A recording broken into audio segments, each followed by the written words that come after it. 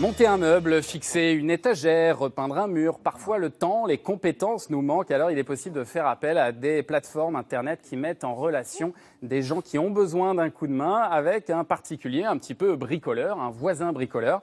Mais peut-on faire confiance à ces plateformes? Se valent-elles toutes? On en parle dans un instant avec notre invitée Sylvie Metzeler qui a enquêté sur cette question pour 60 millions de consommateurs. Mais d'abord, les explications de Léa Benet et Johan Faure.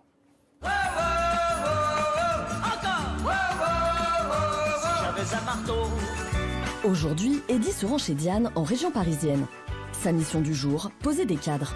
Alors moi je m'occupe du service tout ce qui est bricolage, pour des petits travaux d'intérieur, sur mon top, et en même temps pour donner des conseils pour les clients par la suite, s'ils ont besoin.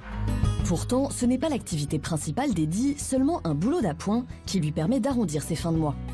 On peut aller par mois jusqu'à, moi personnellement, à peu près entre 600 et 700 euros par mois.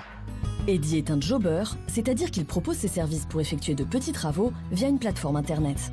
On va pouvoir déléguer tous ces petits travaux du quotidien, de la maison. Ça va aussi bien sur tout ce qui touche aux petits travaux, donc monter un meuble, fixer une étagère au mur, repeindre un mur. Donc vraiment tout ce qui touche aux petits travaux. Une aide pour préparer son déménagement, si on a besoin par exemple de préparer les cartons, si on a besoin d'aller chercher quelque chose à la cave, on va pouvoir trouver un jobber de confiance. 60 millions de consommateurs a mené l'enquête et a comparé 8 sites. En tête de classement, Supermano, YoupiJob et Needhelp. C'est les plateformes qui, à l'issue de notre test, balisent le mieux le parcours du consommateur qui va chercher quelqu'un pour faire ses travaux.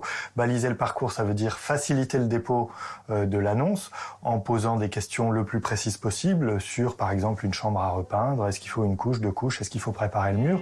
Ces plateformes facilitent aussi le choix du jobber. Dans un certain nombre de sites, on va recevoir les offres des jobbers, mais on va parfois crouler sous les demandes. Et dans d'autres sites qui ont été plus appréciés dans notre test, il y a un classement qui apparaît et qui facilite le choix parmi toutes les offres disponibles. En fin de classement, en revanche, Allo Voisin, Je me propose et Senior à votre service peinent à convaincre. Elles sont tout simplement un peu moins perfectionnées. Disons que c'est moins des plateformes collaboratives que des sites de petites annonces. C'est des sites de petites annonces dédiés aux petits travaux. Mais du coup, elles accompagnent un peu moins l'utilisateur à la fois dans le dépôt de son annonce et dans la recherche du prestataire. Niveau prix, tous ces sites mettent en concurrence les jobbers, entraînant souvent des fourchettes très larges. Elle est au moins cher, mais il faut savoir que effectivement, au sein d'un même site, il y a des écarts de tarifs qui peuvent être importants, à l'exception d'une des plateformes qui est un peu particulière, qui elle va définir à partir de votre demande, donner une estimation très précise du tarif qui va s'imposer aux professionnels qui acceptent le travail. Pour poser les cadres de Diane, Eddy a ainsi demandé 40 €, 35 lui reviennent directement, le reste est pour la plateforme. Et le paiement est sécurisé via le site. 3 des 8 plateformes excluent ainsi de payer directement le jobber de la main à la main, ce qui évite les dépassements de tarifs. Quant à la qualification des jobbers, la plupart des sites assurent faire des vérifications d'identité et certains vont même plus loin.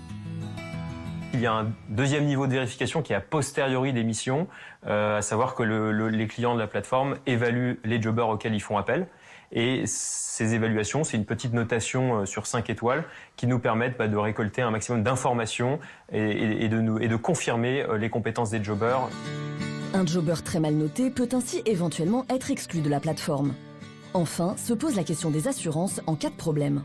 Il y a 2 types de garanties qui peuvent être proposées par les sites. Malheureusement, c'est rare que les sites proposent les deux simultanément. C'est souvent soit l'une, soit l'autre. Il y a d'abord une garantie responsabilité civile qui va couvrir en cas de dommages importants réalisés par le bricoleur au cours des travaux. Et il y a un autre type de garantie qui est une garantie du type satisfait ou refait si vraiment le bricoleur n'était pas à la hauteur. Sur les 8 plateformes testées, seules 2, Supermano et Needhelp, proposent ces 2 types de garanties. Voilà, et pour aller plus loin sur ce sujet, on est donc avec Sylvie Metzeler, rédactrice en chef de 60 millions de consommateurs. Tout va bien, Sylvie? Très bien. Est-ce que ça marche, ces plateformes? J'ai l'impression qu'il y en a de plus en plus. Il y en a énormément et ça marche du feu de Dieu parce que ça répond vraiment à une offre, à des demandes qui n'étaient pas couvertes avant. C'est-à-dire qu'avant, vous aviez des petits travaux à faire, l'artisan qu'elle vous adressait disait non, j'ai pas le temps de faire ça. Puis vous n'allez pas vous adresser à un artisan pour fixer une étagère ou tailler la haie de votre jardin, quoi. Ouais. Bah là, on voit même pour un clou. Hein. Maintenant, on peut appeler son voisin, ça paraît fou. Mais... C'est ce T'as que besoin, je toi, ferais, vraiment moi. Ah oui. Ah oui, même pour un clou. Ah oui, je ne sais rien faire avec mes mains par parler, comme tu le sais. Oui, c'est donc, vrai. 457 fois qu'il est vu cette année. Hein. Oh, il en a pas abusé cette année, donc ça fait du bien. C'est un Ça- très bon ambassadeur pour ce genre de plateforme. en fait. Exactement.